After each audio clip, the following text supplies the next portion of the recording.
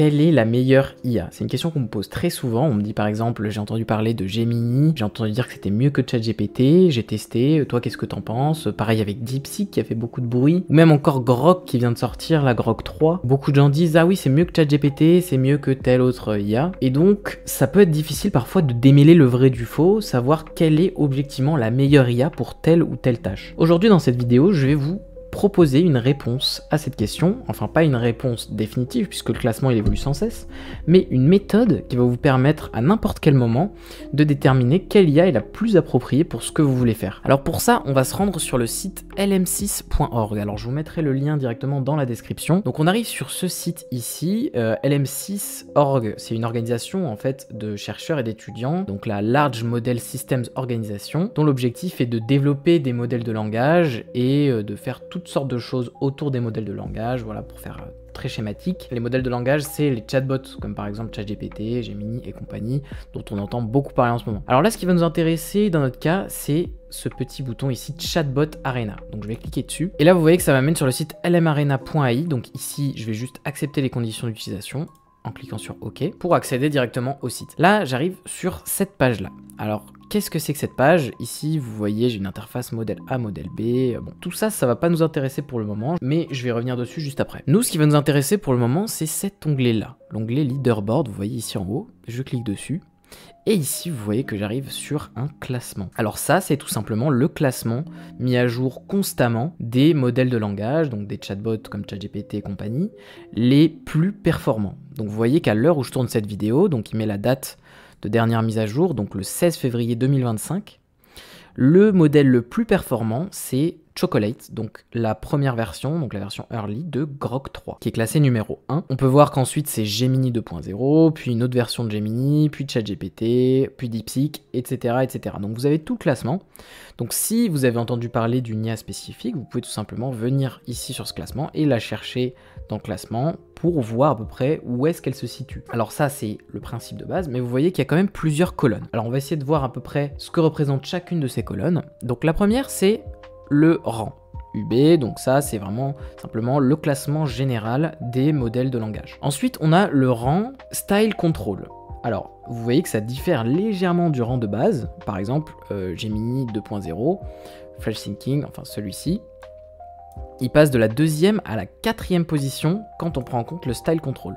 Le Style Control c'est quoi? C'est tout simplement quand on va faire un prompt, donc donner une instruction à l'IA, en rajoutant des contraintes de style ou des contraintes de longueur. Ça peut énormément affecter les performances de l'IA. En tout cas, ça change légèrement le classement, comme vous pouvez le voir. Ensuite, donc ici, vous avez le nom de toutes les IA, donc Grok, Gemini, ChatGPT, DeepSeek et compagnie. Et ensuite, on a le score, ici, Arena Score. Vous voyez, par exemple, la première a un score de 1402, la deuxième, un score de 1385. On va revenir un petit peu sur ce que représente ce score, mais ça vous donne un indicateur à peu près de la différence de performance entre les différentes IA. Si vous voyez qu'une IA a un score beaucoup plus élevé qu'une autre, elle va être beaucoup plus performante, logiquement. Ensuite, ici, on a l'intervalle de confiance. Donc, vous voyez, 95% CI, c'est l'intervalle de confiance. Donc, c'est simplement à quel point le score peut varier. Par exemple, là, on a 1402 de score pour Grok 3, plus 6-7. Donc, c'est-à-dire que c'est 1402, mais ça peut varier de 1402 plus 7 à 1402 moins 6. Ensuite, vote. Ok, et là, on va revenir sur le premier onglet. Les votes, c'est quoi? En fait, pour faire ce classement, ils ont ici un système d'Arena. Donc, vous voyez, je clique sur l'onglet Arena et ça m'amène ici. Où en fait, le principe, c'est que vous allez avoir juste ici un champ où vous allez pouvoir mettre votre prompt. Par exemple, je vais dire qui a écrit Le Petit Prince? Point d'interrogation. Et là, vous voyez que je vais avoir deux réponses différentes, modèle A et modèle B. Et je vais pouvoir en fait voter pour, selon moi, quelle réponse est la meilleure, ou alors est-ce que c'est une égalité, ou est-ce que les deux sont mauvaises. Et en fait, c'est comme ça qu'ils vont faire leur classement. C'est en faisant s'affronter constamment sur leur site deux IA et en accumulant au fur et à mesure du temps les résultats de ces affrontements. Par exemple, ici, pour revenir sur l'exemple de Grok, il y a eu 7829 votes, c'est-à-dire 7829 affrontements entre Grok et une autre IA. Ensuite, à chaque fois, vous avez l'organisation, donc par exemple XAI qui a développé Grok, l'entreprise d'Elon Musk, Google, OpenAI et compagnie, bon ça vous les connaissez généralement. Et finalement vous avez la licence. Alors ça peut être très intéressant aussi comme information. Par exemple, quand c'est propriétaire, donc propriétary, ça veut dire que l'IA appartient à une entreprise. Donc vous n'allez pas pouvoir accéder au code généralement.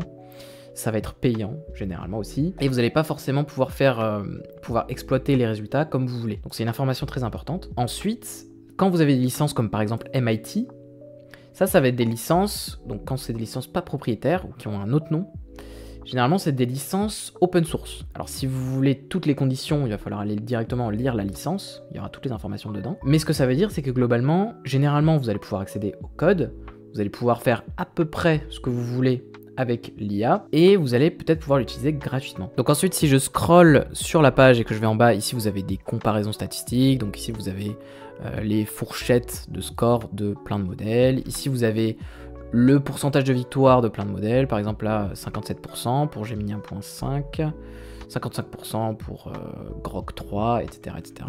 Ici vous avez aussi, c'est toujours le pourcentage de victoire, mais là c'est vous avez le détail de chaque affrontement, quel modèle contre quel modèle, et ici vous avez le nombre d'affrontements. Voilà pour cet onglet.